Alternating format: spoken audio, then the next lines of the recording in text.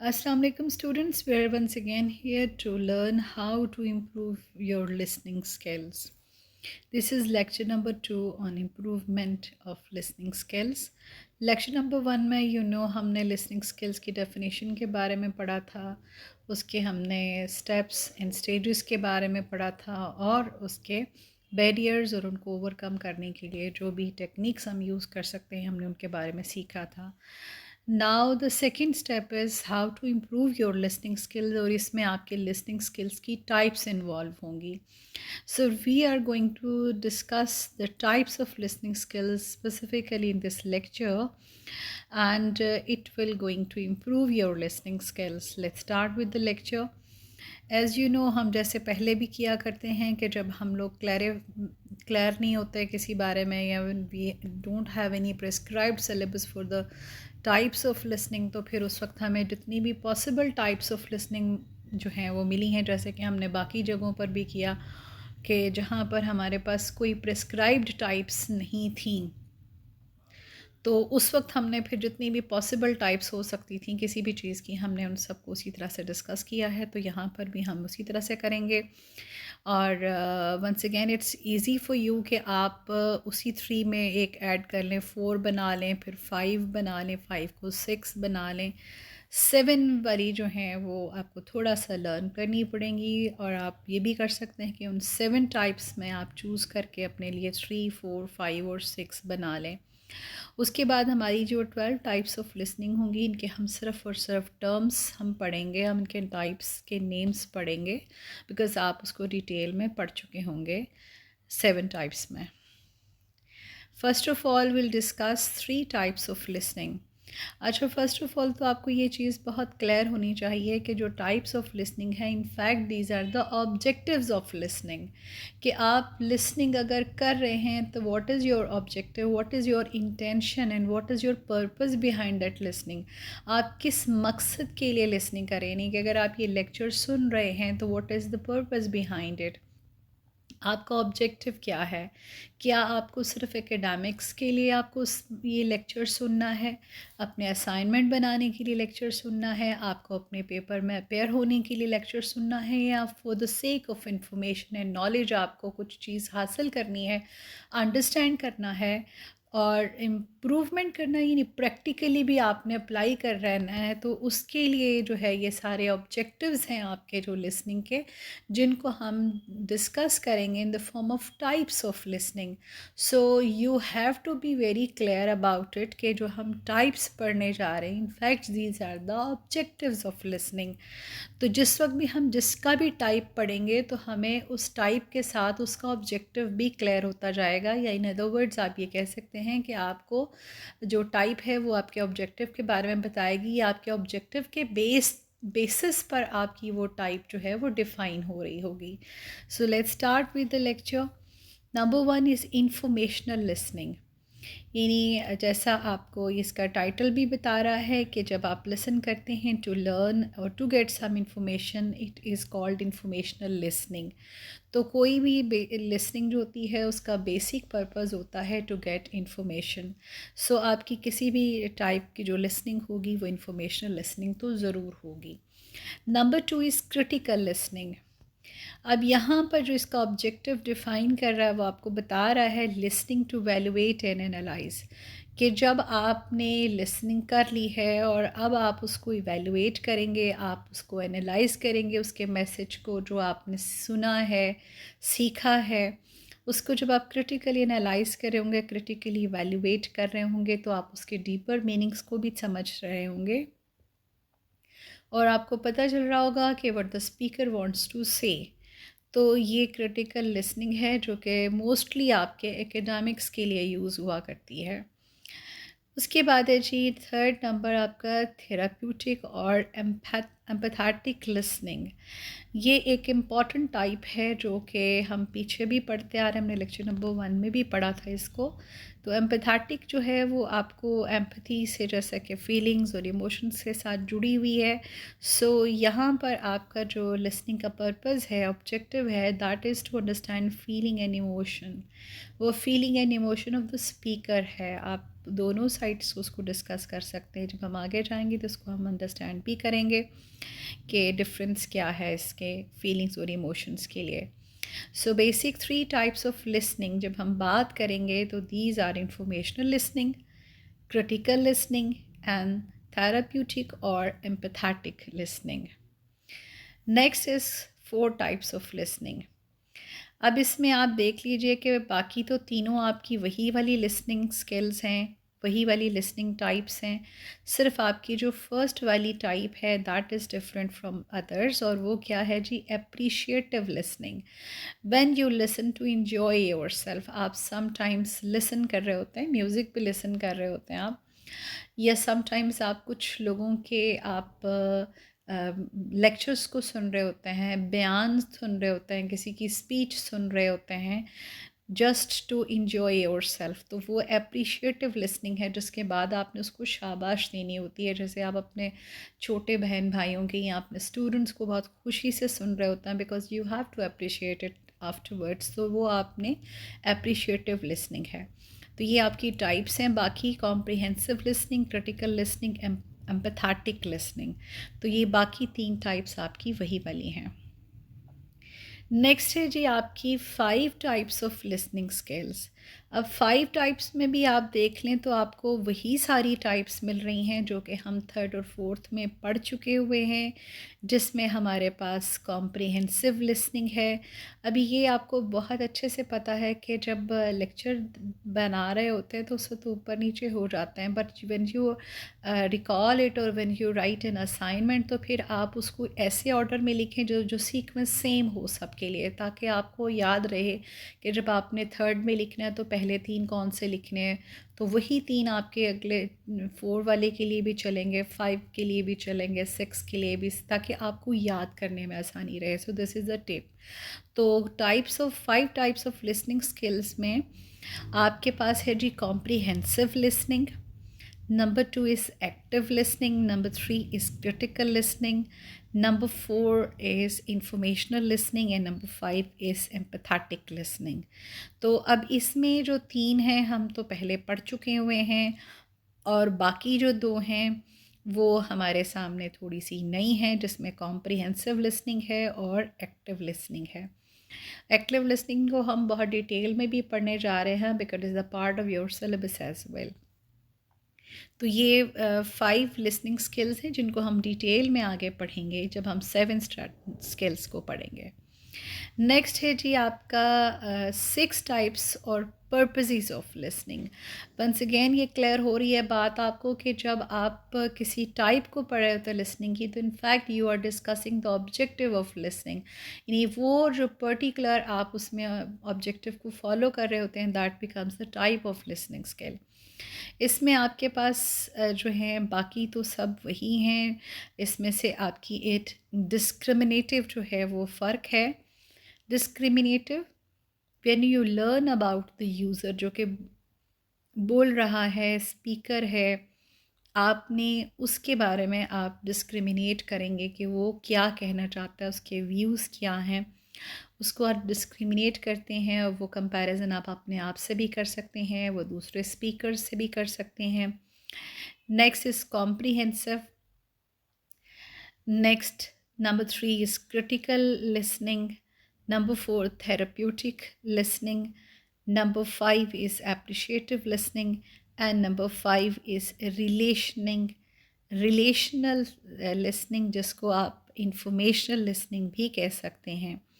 सो relational को आप informational भी कह देंगे, लिख देंगे, बिकॉज़ ये आपकी अंडरस्टैंडिंग को डेवलप करता है, डेवलप करता है आपका रेपो को। तो ये आप इसमें वही वाली 5 लिख के उसके बाद आप 6 वाली जो डिस्क्रिमिनेटिव है वो आप इसमें ऐड कर सकते हैं।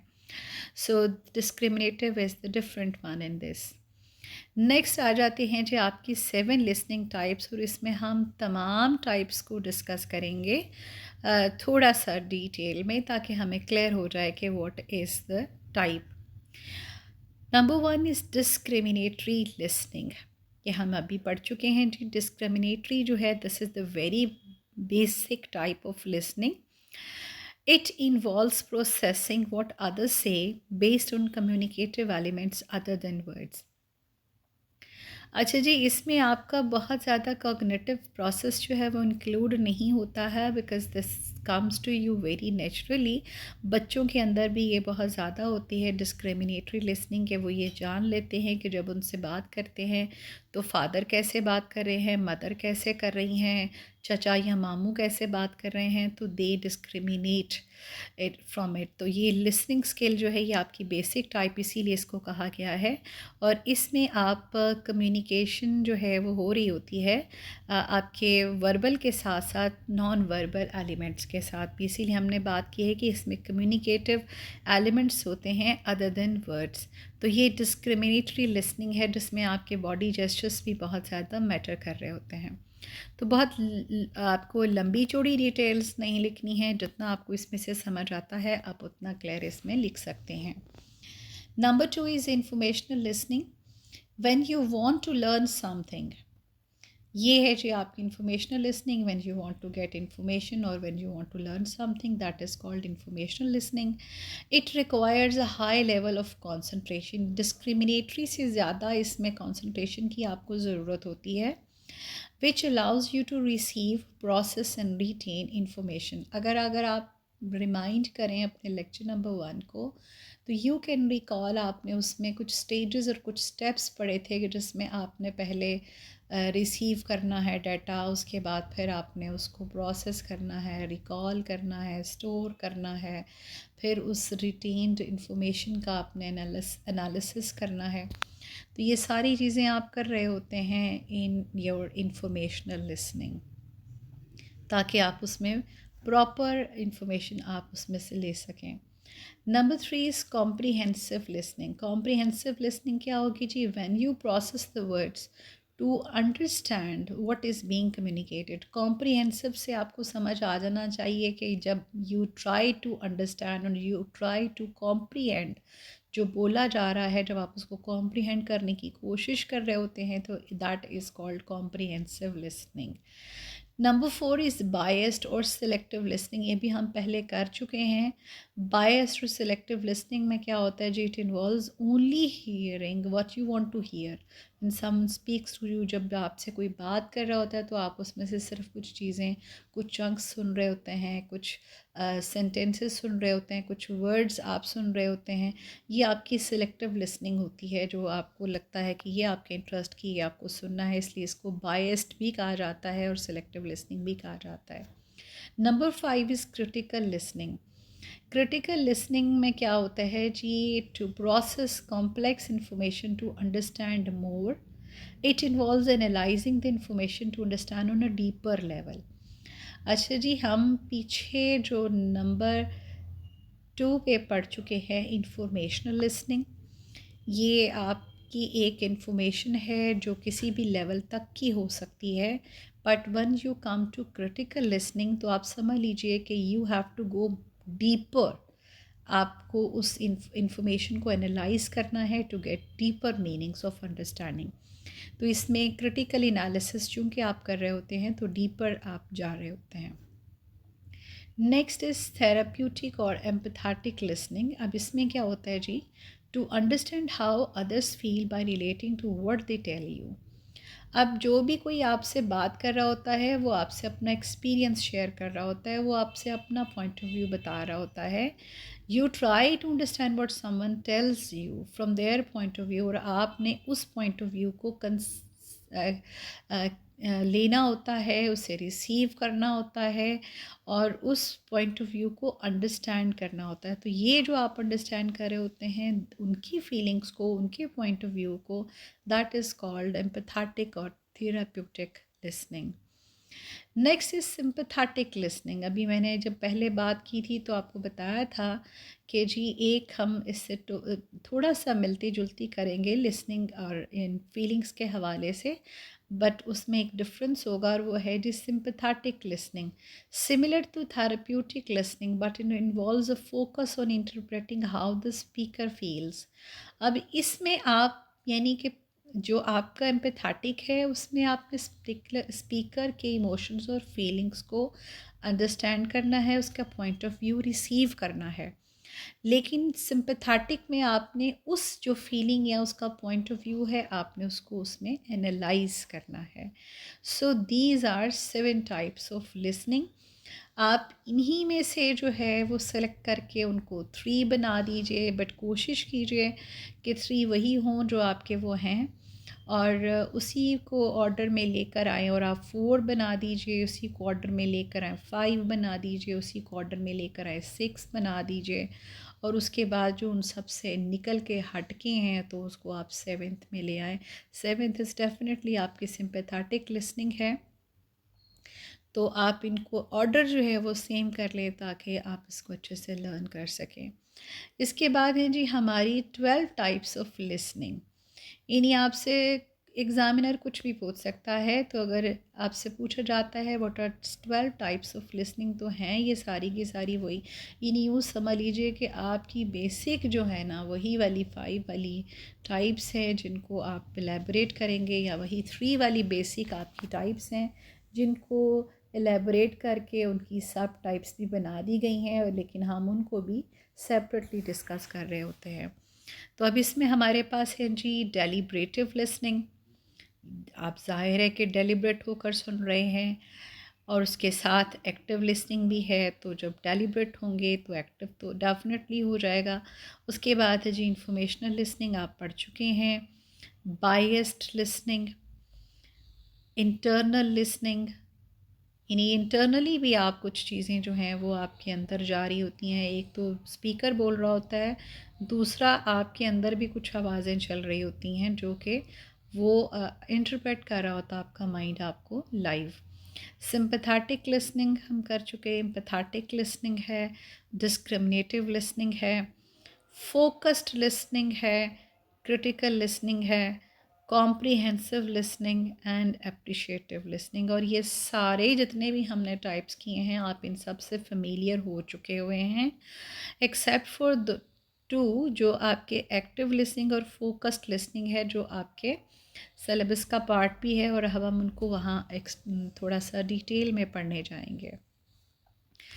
तो व्हाट इज़ एक्टिव लिसनिंग, यानी कि प्रॉपरली आपको करना क्या है, you have to listen actively. तो एक्टिवली आप क्या कर रहे होते हैं, लिसन कर रहे होते हैं, तो इसको हम डिफ़ाइन कैसे करेंगे। An intentional and focused form of listening where the listener fully engages with the speaker, यानी कि पूरा ज़ोर लगा के आपने सुनना है कि स्पीकर क्या बोल रहा है, और बड़ा फोकस्ड होकर आपको बड़ा इंटेंशन के साथ, यानी आपको सारी चीज़ें छोड़ के, सारे बैरियर्स जो आपके आउटसाइड बैरियर्स हैं, आपके इनसाइड बैरियर्स हैं, उन सब को छोड़कर आपने फोकस होकर, बिल्कुल फोकस्ड होकर आपने सुनना है। That is called active listening. It involves understanding and responding thoughtfully to the message. इसमें आप पीछे जो हमने पढ़ा है आप उसका भी इसमें ऐड कर सकते हैं कि अंडरस्टैंड, इंटरप्रेट, रिस्पॉन्ड, फीडबैक, ये सब चीज़ें हम इसमें ऐड कर सकते हैं। यानी जो हमने कंसाइज वाली डेफिनेशन पढ़ी थी लेक्चर 1 में, हम उसमें भी लिख सकते हैं।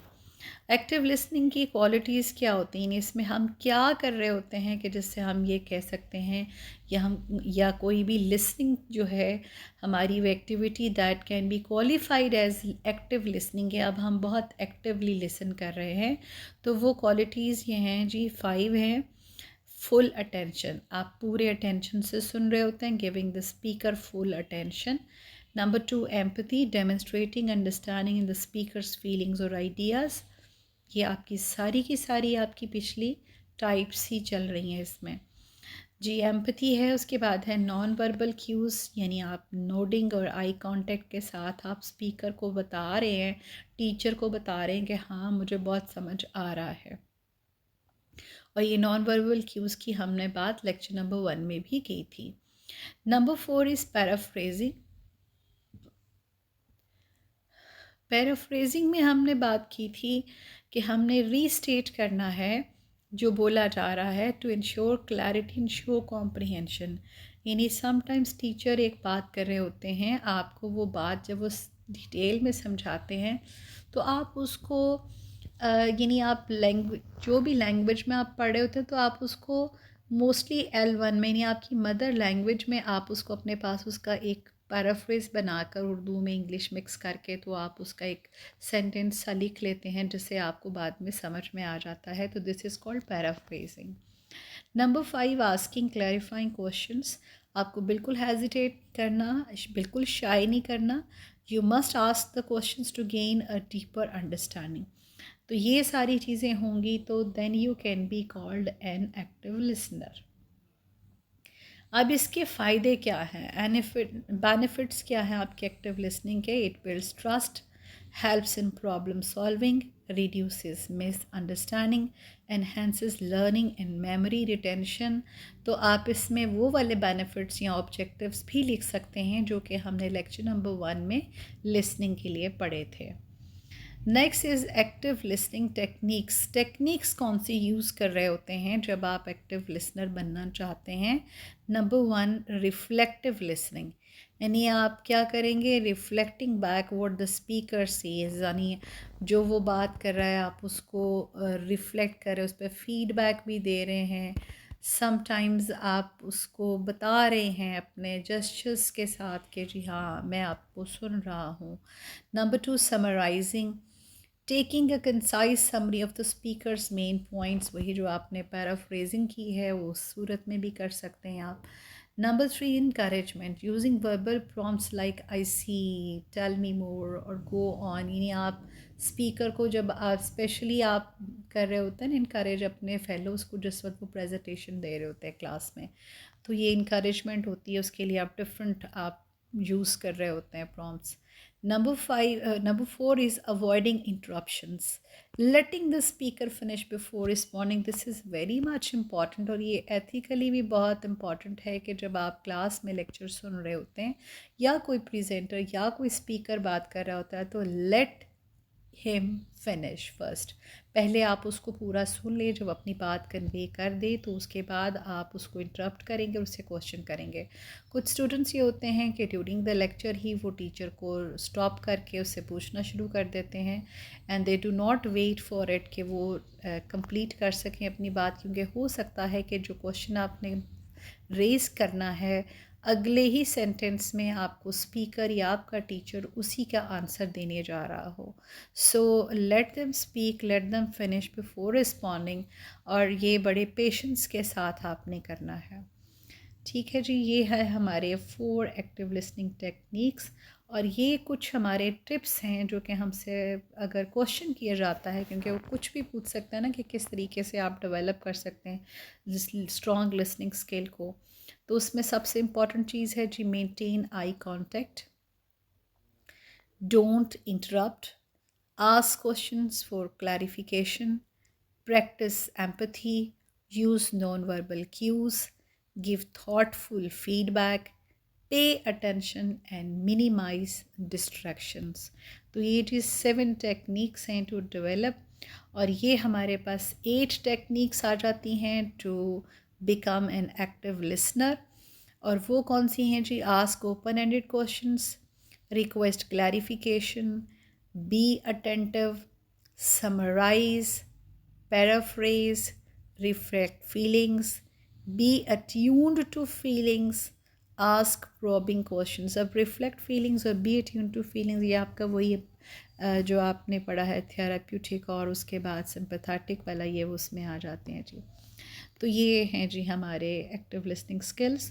उसके बाद आ जाता है हमारा फोकस्ड लिसनिंग, सेकंड जो हमारा है फोकस्ड लिसनिंग। फोकस्ड लिसनिंग क्या होती है? ये भी बहुत क्लोज है टू जो हमारा एक्टिव लिसनिंग है उसके, the ability to pay close attention to the speaker excluding distraction, यानी आपने बिल्कुल इधर उधर तवज्जो नहीं करनी, आपने पूरे फोकस के साथ सुनना, पूरा कंसंट्रेशन के साथ, पूरा क्लोज अटेंशन के साथ।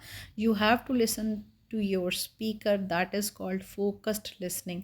तो अगर आप गौर करें तो आप क्या, जो हमने लेक्चर नंबर 1 में लिसनिंग की जो हमने कंसाइज डेफिनेशन पर कॉम्प्रिहेंसिव डेफिनेशन पढ़ी थी, और अभी हमने एक्टिव लिसनिंग की पढ़ी है, और अब हम फोकस्ड लिसनिंग की पढ़े हैं, दे आर ऑलमोस्ट सिमिलर। ठीक है, तो आप इनकी पैराफ्रेजिंग करके भी एक डेफिनेशन याद कर सकते हैं जो आप यहाँ पर लिख लें। तो इसके जो क्वालिटीज़ हैं फोकस लिसनिंग के वो क्या हैं? फोकस्ड आपको पता है, फोकस करने के लिए आपको अपना एनवायरनमेंट भी ठीक करना पड़ेगा, नहीं minimise distractions, creating a distraction free environment, ये हम बैरियर्स में भी पढ़ चुके हैं if you remember. Number two, mental focus, ये जो आपका इंटरनल बैरियर है उसको ओवरकम करना है, directing your full cognitive energy toward understanding the speaker. आपने अपने माइंड को कहना है कि चुप करके बस बात सुनते चले जाओ जो टीचर बोल रहा है। So this is your mental focus. Number three, purposeful listening. This is an important point, purposeful listening, कि आप actively determining the purpose of the conversation, कि आप जब क्लास में आए हैं तो you must have some purpose, some positive purpose, some constructive purpose, कि आपने इससे कुछ सीखना है, आपने इसको पेपर में यूज़ करना है, आपने इसके असाइनमेंट बनाने हैं, या आपने इस नॉलेज को बाद में यूज़ करना है। तो ये सारी आपकी फोकस लिसनिंग की क्वालिटीज़ हैं। उसके बाद आपके ऑब्जेक्टिव्स आ जाते हैं। ऑब्जेक्टिव्स ऑलमोस्ट सेम हैं सारी लिसनिंग स्किल्स के, और वो क्या है जी? Number one, essential for learning environments. जी, आपके जितने भी लेक्चर्स हैं, डिस्कशंस हैं, ये उसमें फ़ोकस लिसनिंग आपकी ज़रूरत है। इम्पॉर्टेंट इन प्रोफेशनल सेटिंग्स, यानी आप मीटिंग्स में हैं, अगर प्रोफेशनल कोई मीटिंग्स हो रही हैं, ऑफिशियल मीटिंग्स हो रही हैं, तो उसमें आपको फ़ोकस्ड लिसनिंग होनी चाहिए आपकी। Number three, important in sensitive personal conversations, यानी काउंसलिंग है, कॉन्फ्लिक्ट रेजोल्यूशन है, यानी जब आप डॉक्टर से बात कर रहे हैं, किसी साइकेट्रिस्ट से बात कर रहे हैं, किसी प्रॉब्लम के लिए, आप किसी कॉन्फ्लिक्ट को रिज़ॉल्व करने के लिए किसी काउंसलर से बात कर रहे हैं, तो उस वक्त भी आपको फ़ोकस्ड लिसनिंग करनी है, ताकि आप अच्छे से सुन सकें कि आपको सजेशंस क्या दिए जा रहे हैं। सो ये जो है फ़ोकस लिसनिंग के कुछ ऑब्जेक्टिव्स हैं कि जो किस लिए फ़ोकस लिसनिंग की जाती है, लेक्चर्स में, डिस्कशंस में, मीटिंग्स में, काउंसलिंग एंड कॉन्फ्लिक्ट रेजोल्यूशंस में। तो अब उसके बाद आ जाता है जी आपके 5 गुड लिसनिंग हैबिट्स, और ये हमने इन सारों से अगर हम एक्सट्रैक्ट करते हैं तो ये हमारे पास 5 हैबिट्स आते हैं, जो अगर हम डेवलप कर लें तो we can become a good listener. Number one, patience, यानी वही जो आपने अजम्पशंस नहीं करने, जजमेंट नहीं करना, जंप नहीं करना, फौरी क्वेश्चन नहीं पूछ लेना, इंटरप्ट नहीं करना। नंबर टू, फोकस, पूरा फोकस आपका, मेंटल फोकस आपका, जो जितने भी आपके डिस्ट्रक्शंस हैं, आपका जो फिज़िकल इन्वायरमेंट है, आपका इंटरनल इन्वायरमेंट है, उन सब को आपने अच्छे तरह से मार पीट के तो फोकस कराना है।